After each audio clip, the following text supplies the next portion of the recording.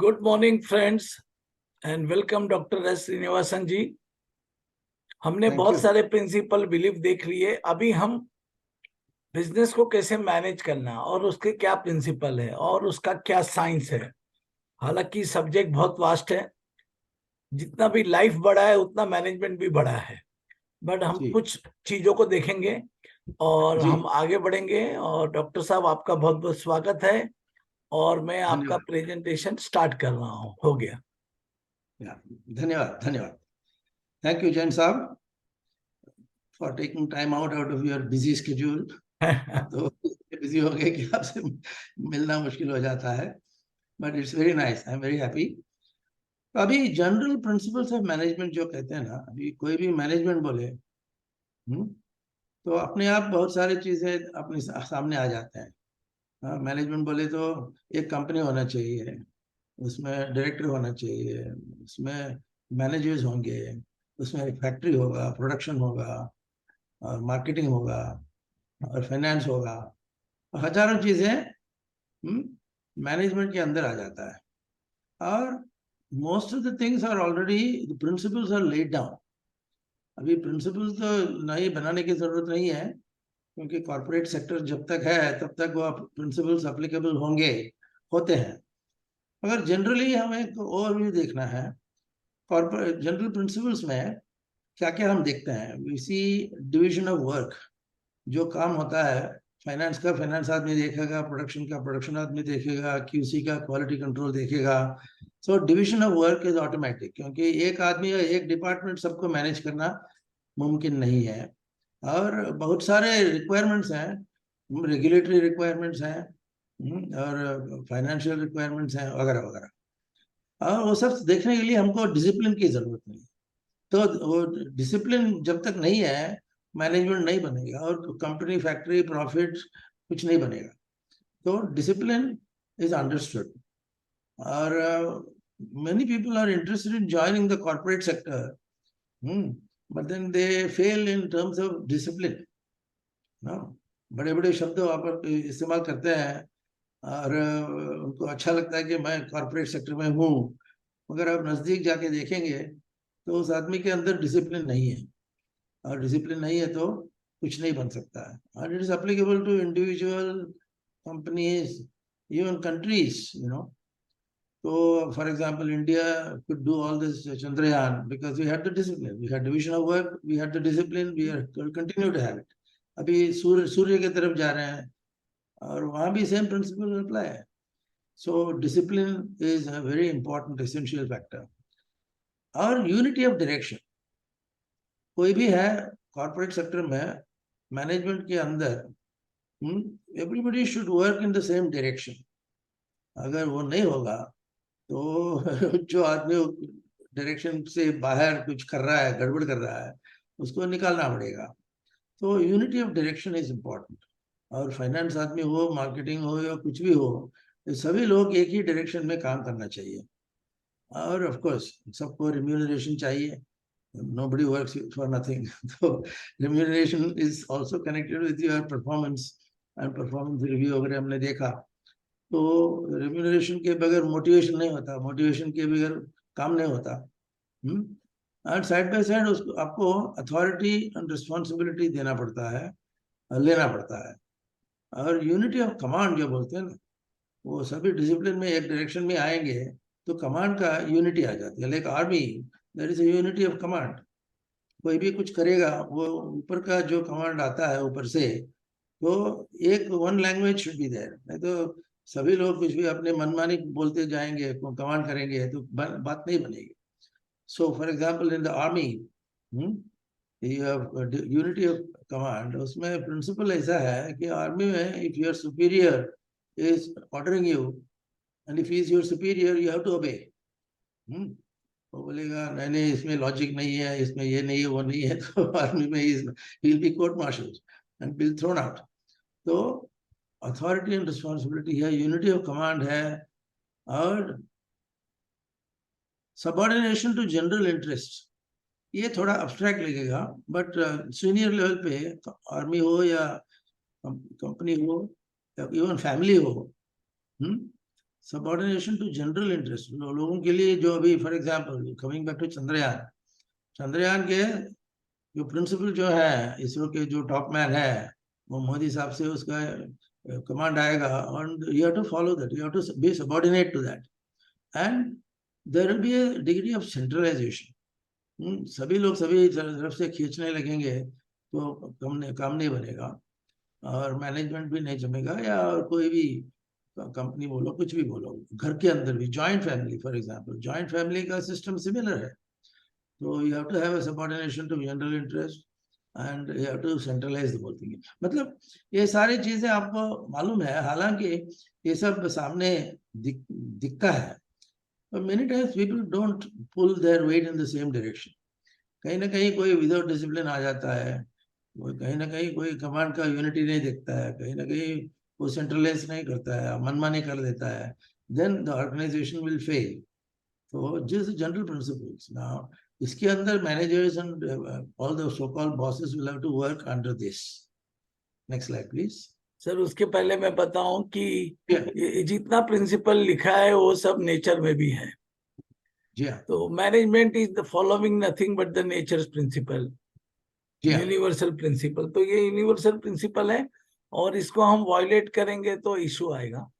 और एक करेक्ट, इसमें डायमेंशन ये है कि कुछ प्रिंसिपल समय और टेक्नोलॉजी के अनुसार थोड़ा थोड़ा बदलते रहता है। जी जैसे पहले हायरार्की था, अभी थोड़ा फ्लैट, पहले हॉरिजॉन्टल था, अभी फ्लैट हो गया, तो that will keep changing, but जी, universal basic life principle will remain the same. Right. और एक चीज हमें ध्यान में रखना है, हायरार्की है, पिरामिड है, जैसे ना it is lonely at the top, मतलब वो टॉप में कोई है तो he is totally sort of lonely, you know, so but he has to exert command and he have to execute things वगैरह वगैरह। ये सब होते हुए भी a manager or a so called boss is one amongst many equals, you know?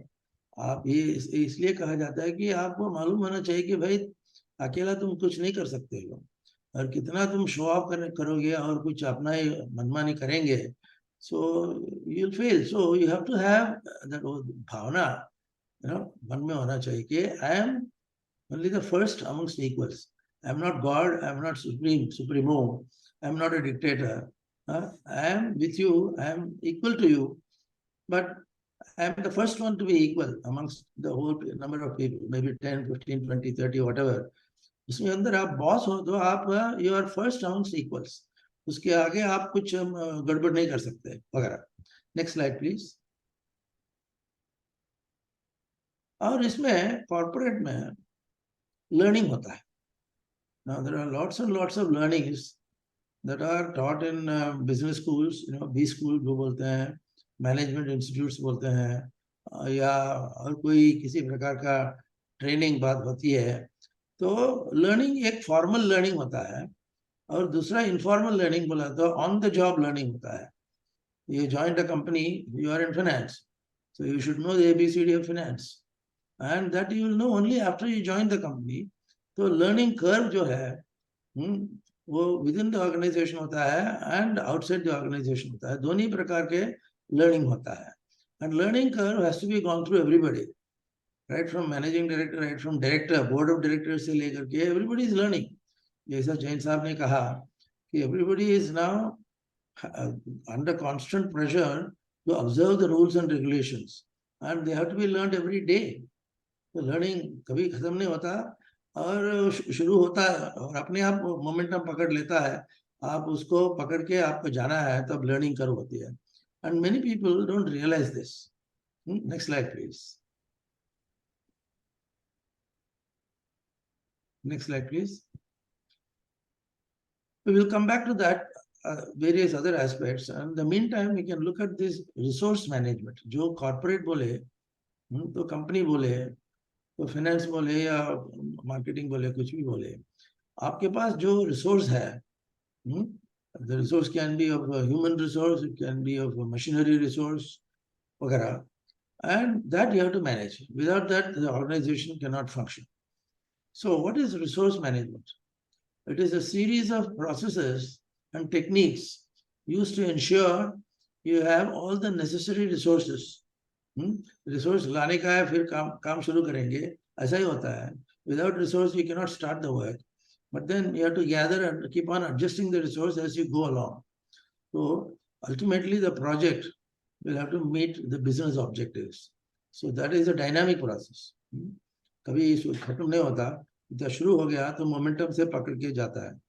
Now it also focuses on making the most efficient use of resources, ताकि आपको जो रिसोर्स आप डाल रहे हो उसका उसी हिसाब से आपको रिटर्न होना चाहिए. रिटर्न ऑन इन्वेस्टमेंट बोलते हैं, ROI बोलते हैं. It is an extremely important concept. In a huge organization, so you take even Ambani's or Adani's, or you can take Times of India, you take huge setups with hundreds and thousands of employees. So आपको, you have to make sure that your resource is utilized properly and it's not wasted. Otherwise आपका profit का problem हो जाएगा, bottom line का problem हो जाएगा. So eliminating waste and returning whatever you can out of the investment you have made, so ROA बोलते हैं, इसके ऊपर constantly ध्यान रखना पड़ता है. So many times people, in a large group, people tend to become indisciplined. For example, you are sitting in one factory in Bhopal and you are sitting in some other factory in Jammu and Kashmir. So unless you have a very clear-cut idea of pulling things together and pulling them in the same direction, तो आपको ROA का concept central से लेकर के आपके हाथ तक पहुंच जाता है. और ROI should not be lost sight of, especially in amongst middle to senior level management. एकदम लो लेवल मैनेजमेंट में तो ठीक है, वो उसका बॉस बोलेगा वो ऐसा करेगा. Whereas middle level to top level management में continuous attention to ROI is important. और ये मारवाड़ी कंपनीज में बहुत बताया जाता है कि it may not be true today. Today with digitalization things are changing, but in a Marwadi company, which is a good thing, at the end of the day, शाम को 5 बजे आपको हिसाब देना है. आज हमने कितना खर्चा किया, कितना बनाया, and that will decide how we are going to continue with the organization. Yeah, you have to say anything, sir? कुछ कहेंगे? Yes, yes. तो इसमें ऐसा है कि nothing is there except managing resources. How beautifully you can manage resources and how strategically you manage resources is very important. And correct. For that, it is also required that the person who is managing the resources should be resourceful. Correct. वो ऐसा नहीं कि भाई दिमाग कैसे करूं, क्या करूं, उसको अपना दिमाग लगा के अच्छा आइडिया लगा के मैक्सिमाइजेशन करना पड़ेगा रिसोर्सेज. जी सही है. यहाँ पे एक मैनेजमेंट में एवरीबॉडी इज इन अ हरी. ऐसा बोला जाता है कि everybody, ask anybody what is your deadline, बोलेगा यस्टरडे. मतलब जो प्रेशर रहता है काम करने का, that is sort of under immense pressure people have to work. And उनका डेडलाइन भी ऐसा होता है कि जोकिंगली कहा जाता है कि your deadline is always yesterday, you will never be able to catch up. ऐसा बोला जाता है कि एक अंग्रेजी में एक कहानी है, किंग ब्रूस करके, and he excuse me, he fought a war, English versus Spanish, अपना सॉरी स्कॉटिश झगड़ा, वॉर चालू हो गया. उसमें किंग ब्रूस करके जो इंग्लैंड का था, he kept on losing the war, losing the battle, losing the war, everything. So he kept on losing 5, 6, 7 times. He lost, and he ran away to a cave. एक पहाड़ में एक गुफा के अंदर जाके he was hiding because the Scottish were about to come and kill him. तो केव के अंदर बैठा है, तो वो देख रहा है कि केव के अंदर एक स्पाइडर है, वो जाली, वो स्पाइडर है. वो उसके तरफ वो देख रहा था कि वो स्पाइडर, एक दफा ट्राई किया, स्पाइडर का वेब टूट गया, दूसरा दफा किया टूट गया, तीसरा दफा किया टूट गया. तो वो हिम्मत हारना हो गया उसका. तो उसने समझा कि चलो यार ये अपने बस की बात नहीं है, आई विल गिव अप. तब ये स्पाइडर को देखा, तो स्पाइडर वेब स्पिनिंग करता है, वो जाली लेके वो बनाता है. तो देखता रहा कि वो स्पाइडर कितने भी दफा गिर जाए तो फिर से वो हिम्मत ना हार के वो स्पाइडर वेब बनाने के लिए आ जाता है, तो उसने कहा कि try try and try again. तो once you fail, don't take it as final, तो try try and try again ना। मैनेजमेंट में पर्टिकुलरली बोला जाता है कि भाई when huge organizations and huge sums of money are involved, you won't succeed every time the way you want. तो आपको failure, you have to meet the failure, और फेलियर को संभालने के लिए आपको माइंड सेट अच्छा होना चाहिए। और try try and try again जो है, कीप ट्राइंग। कॉर्पोरेट में you have to keep on trying. Individual बोले तो ये से चलो छोड़ दो, वो ऐसा नहीं चलने वाला। तो ये जो प्रिंसिपल है, किंग ब्रूस प्रिंसिपल बोलते हैं, try, if you fail you try try try again. Next slide please, next slide please. हाँ, तो कबीर जी ने कहा कि धीरे धीरे रे मना, धीरे सब कुछ होए, और माली सींचे सौ घड़ा, ऋतु आए फल होए। कोई भी चीज का फल मिलने के लिए थोड़ा टाइम लगता है, and that you should be ready for, and you should prepare yourself to meet with the time schedule properly. इसलिए धीरे धीरे रेमना, धीरे धीरे रेमना है मतलब आप सो जाओ, यू कीप ऑन वर्किंग। ये कर्म योग है एक्चुअली। धीरे सब कुछ है, अपना कर्म करते जाओ, और सींचे सौ घड़ा, तो ऋतु आए तो फल होए। उसके लिए टाइम लगता है, वो डिवाइन टाइम टेबल है, उसके अंदर आपको काम करना है, बट काम छोड़ना नहीं, कर्म योग चालू रखना है। धीरे धीरे रेमना, कर्म करते रहो। And corporate में particularly we should remember, because everybody in today's world is under tremendous pressure. You know, digitization हो गया, तो 3 बजे डेटा देगा, 3:15 बजे को डेटा उसका पूरा प्रोसेस करके हाथ में आ जाना चाहिए वगैरह। तो वी आर माइंड सेट, ऐसा लगता है कि भाई there is no such thing as time, जो देगा उसी क्षण में होना चाहिए, उसी क्षण में। ऐसा नहीं होता। So this is particularly important to remember that things have to be in line with the harmony of nature. Next slide, please. और अंग्रेजी में कहा होता है कि रोम was not built in a day.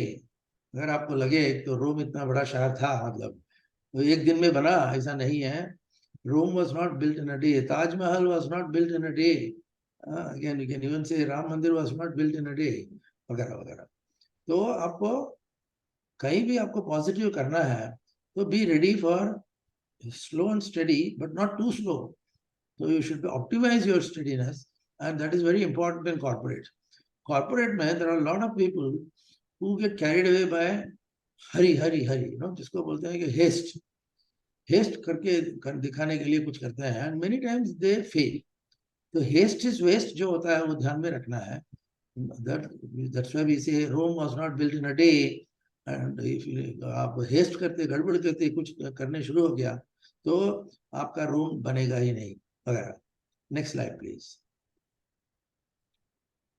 Unity of direction, principal of management. Now unity of direction, अभी हमने देखा कि भाई आपको कौन से दिशा में जाना है, and how is to be harmonised, simple now.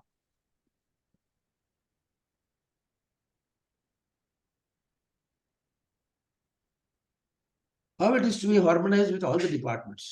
जो उस दिन हमने उदाहरण देखा, प्रोडक्शन का चल रहा है, रॉ मटेरियल आ गया है, प्रोडक्शन चालू है, but because of some factors that production is not happening immediately.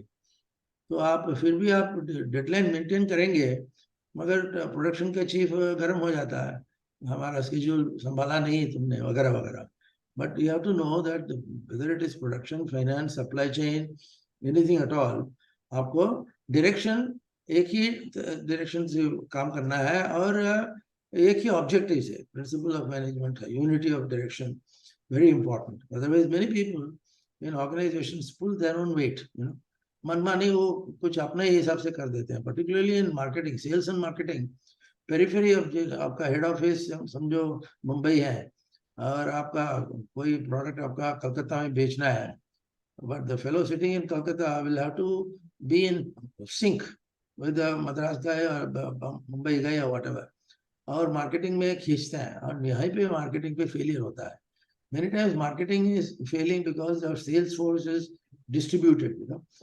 और ये राइट हैंड क्या करता है, लेफ्ट हैंड को मालूम नहीं, ऐसा हो जाता है। तो दिल्ली क्या बात करती है, कलकत्ता क्या बात करती है, भोपाल क्या बात करती है, वो सब डायरेक्शन क्लियर होना चाहिए, for which you require a strong manager and clear clear thinking manager. वो इन बिटवीन आप डिस्ट्रैक्ट हो जाएंगे तो आपका मार्केटिंग विल फेल वगैरह। और मार्केटिंग के साथ आएगा अपना डिस्ट्रीब्यूशन आएगा, लॉजिस्टिक्स आएंगे, सब movement of raw material, movement of finished goods, सब एकदम पक्का होना चाहिए, and that vital for management. Next slide please. हाँ, इसमें मेरा एक बात बताना है कि मैं बहुत सारे पार्टनरशिप कंपनी और फैमिली बिजनेसेस के साथ काम करता हूँ। जी और अगर आप अलग अलग ओनर को या पार्टनर को आप पूछेंगे कि 5 साल में कंपनी कहाँ जाने वाली है, जी, हर आदमी का जवाब अलग होता है। Correct correct. तो इसका मतलब है उनका यूनिटी ऑफ डायरेक्शन नहीं है। तो हम लोग पहला काम यही करते हैं कि सबको साथ में बिठा के 1 साल, हाँ 5 साल, 10 साल, 20 साल कहाँ पहुंचेंगे वो प्लान करो। बिल्कुल बिल्कुल, तो very good. Unity of direction मैंने यहाँ देखा, बहुत ही हेल्पफुल था। और हाँ इसके हाँ बाद में सब चीज एकदम चेंज हो, ड्रास्टिकली चेंज हो जाता है। हाँ, right right, true true, very true. Next slide please. तो unity of direction and one plan one head, जो कमांड होता है ना, अभी मोदी साहब का अभी मंत्र है कि one nation one election one president वगैरह वगैरह, इज वेरी इंपॉर्टेंट। नहीं तो लोग कहीं से कहीं कहाँ तक खींचते हैं और बिगाड़ देते हैं। For example, I am not a politician, मगर it's important for India to be moving in one direction. The direction should be clear and the head of the effort should be clear. Now, after 70 years, we have got Modi ji, which is good. Otherwise, somebody is pulling in Punjab, somebody is pulling in Tamil Nadu. ऐसा नहीं होगा। Unity of direction चाहिए और unity of working under one head, ये discipline चाहिए। वो ध्यान में रखते हुए ही कॉर्पोरेट काम कर सकता है। अंबानी अडानी साहब वगैरह काम करते हैं तो उनका तो unity of direction very clear, और one plan one head is also very clear. Adani साहब को for example you know in what direction the highway programs are going on. Gadkari साहब कुछ बोलेंगे, अडानी साहब कहेंगे ऐसा होना चाहिए, it should be very clear. You cannot have two heads of a company, equal heads. तो उधर भी एक छोटा आपको हायरार्की संभालना पड़ता है, but not so much that you know everything is too tight and not moving in one direction or otherwise. You know, ये balancing is very important. Next slide, please. ये सबका उदाहरण का अभी मैनेजमेंट में एक शब्द इस्तेमाल किया जाता है कि जिसको हम प्रोजेक्ट मैनेजमेंट कहते हैं। Now, project can be anything. It can be Chandrayaan, or it can be building a highway between Nashik and Nagpur, or it could be cooking food for X number of people in a charitable trust or whatever. कुछ भी हो, आपका एक project का idea होना चाहिए। क्या project है? ये न्यूक्लियर प्रोजेक्ट है, डिजिटल प्रोजेक्ट है, ये हार्डवेयर प्रोजेक्ट है, वगैरह वगैरह, सब प्रोजेक्ट को क्लियर करके उसके हिसाब से आपको थिंकिंग और एक्शन होना चाहिए। तो प्रोजेक्ट मैनेजमेंट जो विषय है, it applies to all programs in management. भले, let me repeat, it can be anything. You can't say I am only dealing with digital so I will have a different project management, वो नहीं चलता है। तो project management मतलब project management. What is your project? Your project can be from A to B to G to whatever. It can be it can be dealing with nuclear material, or it can be dealing with armed forces, it can be anything. But ये project management जो है, उसके अंदर आपको ये सब चीजें देखना पड़ता है। You have to know, for example, control, कहाँ से कंट्रोल कैसा होता है, और उसका रिजल्ट कैसा होना चाहिए, कॉस्टिंग कैसा होना चाहिए, प्लानिंग कैसा होना चाहिए, और सब लोगों के बीच में कम्युनिकेशन होना चाहिए। हाँ, कोई लोग काम करते हैं मगर बोलते नहीं है और बताते नहीं है क्या चल रहा है, and they are very tight fisted, you know, वो आपको बताएंगे नहीं, तो कम्युनिकेशन छुपा के रखेंगे। And there was a time when they said communication, जो नॉलेज है is strength, so I will hold on to that knowledge. वो जमाना गया। If you say today I will hold on to my knowledge, you will say get lost, क्योंकि आपका जो सब computer के अंदर है, नोबडी कैन हाइड।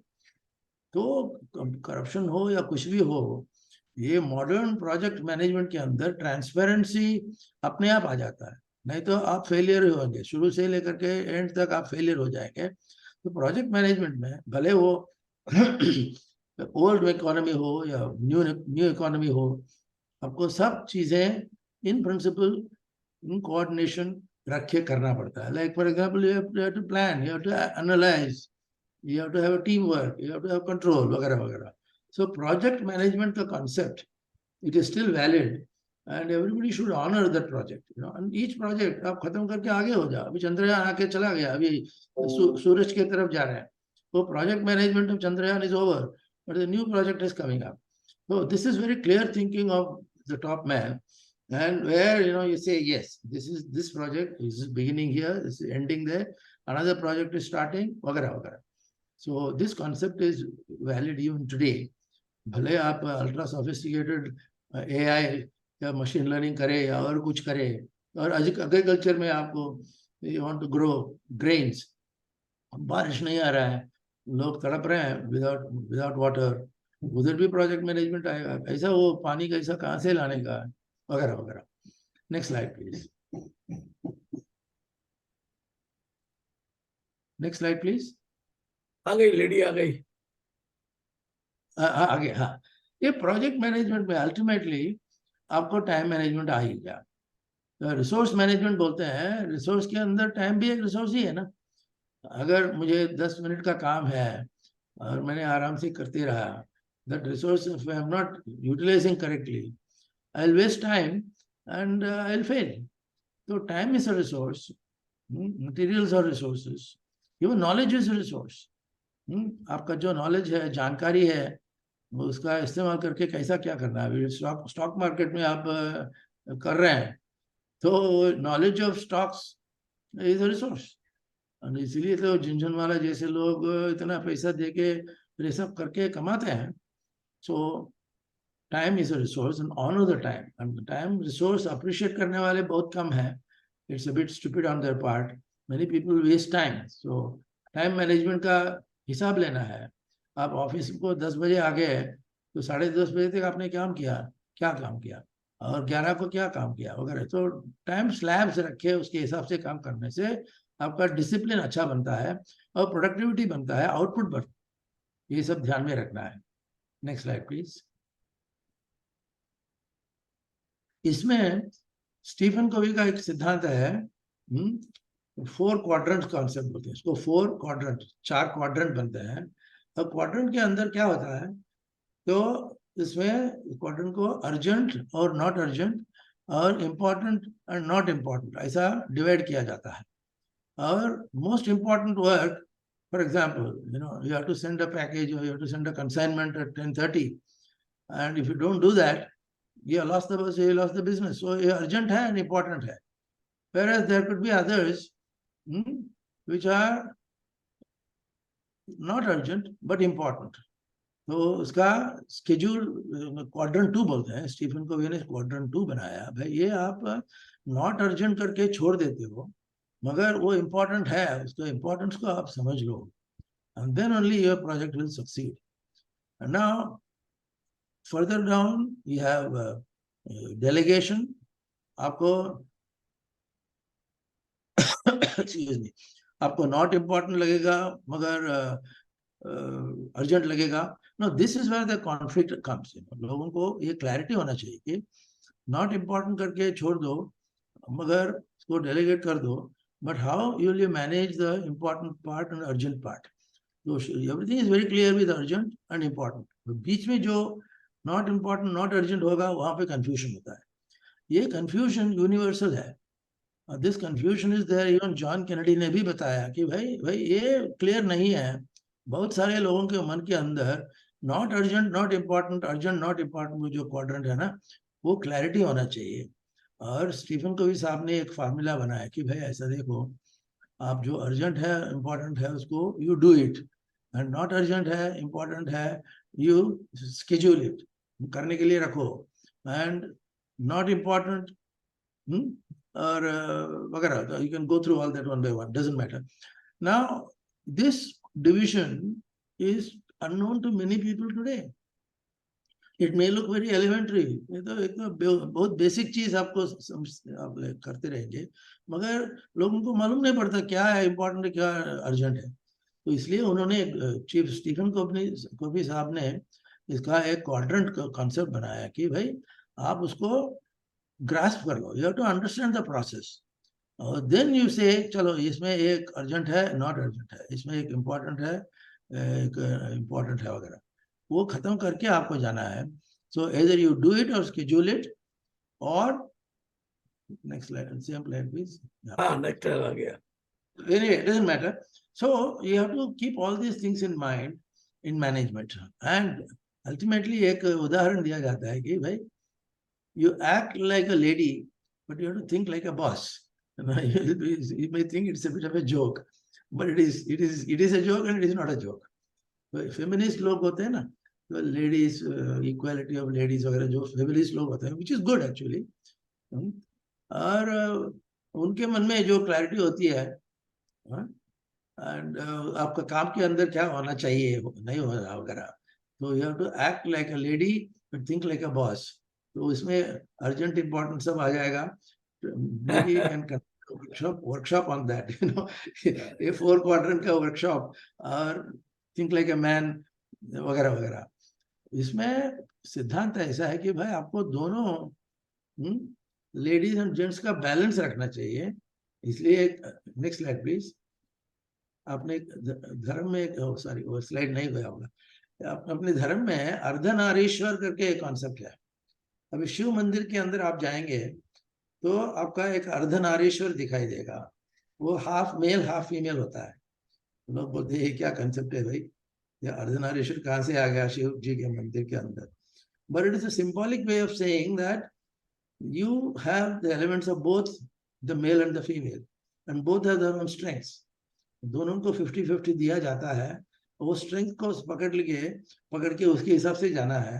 और कहते हैं क्या, तो शिव और शक्ति जो होती है अपने कंसेप्ट में, भारतीय संस्कृति में, एक शिव है जो शक्ति है, और शक्ति के बगैर शिव काम नहीं करेगा, तो शक्ति आएगा तो शिव काम करेगा वगैरह.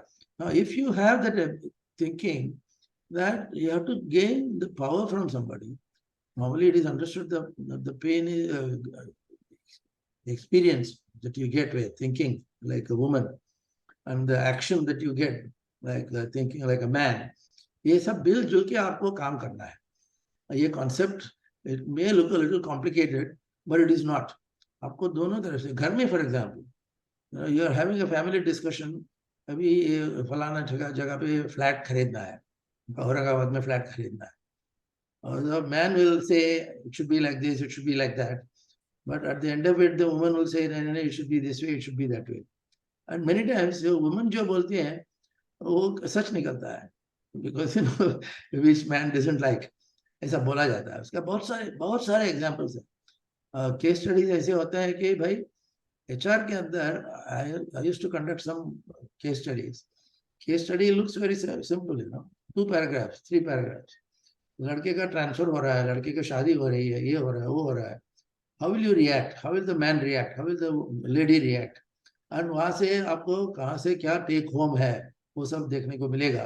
वो सब आपको स्किल सेट के अंदर आएगा, और वो स्किल्स डेवलप करने के लिए, next slide please,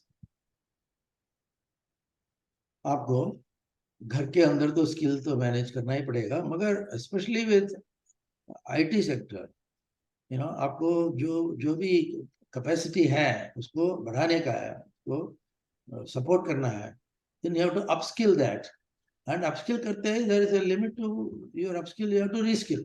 up to a point आपको अपस्किल करके काम चलेगा, और नहीं तो आपको फिर से you have to start from the scratch. And many times starting from the scratch is easier than just tinkering something. For example, carpenter को आपने बुलाया, एक फलाना टेबल ठीक नहीं रह रहा, तो आप बोलेंगे इसको पायर ऐसा करो, इसका टॉप ऐसा करो, ऐसा करो, साहब ये सब करने से नया टेबल बना दो.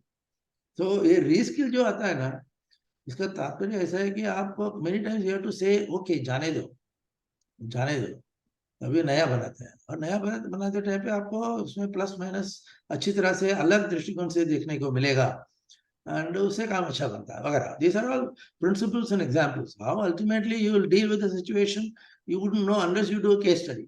In a case study, everything is specific. Mr. Ram so and so is getting a job in Aurangabad, whatever, and Mrs. so and so is getting something in Bhopal. इसमें क्या है? Now you have to put yourself into the minutest possible attribute. तो उसके हिसाब से आपको काम करना है. नहीं तो क्या होता है, थियरी बहुत होती है. अभी अब जो कर रहे हैं थियरी, तो सब लोग थियरी बोलते हैं, अच्छी अच्छी तरह से थियरी बोल लेते हैं, मगर एक्चुअल एग्जाम्पल लेकर के उसको मैदान में उतर के उसको बांटना, उसका आउटपुट देखना. You have to ultimately get the output. Otherwise, theory is theory. And, just talking is talking, which you do very well in India. We do a lot of talking, like I am also doing now. ऐसा है. चलो doctor. I hope it's okay, Yes, sir. yes. Doctor, thank you so much, and we will keep doing this type of videos. And if any question, you can put it on the video comment, and we will answer that or create a new video for that. Thank you, doctor. Thank you. Thank you very much. I wish you all the best for your project. Thank you. Thank you.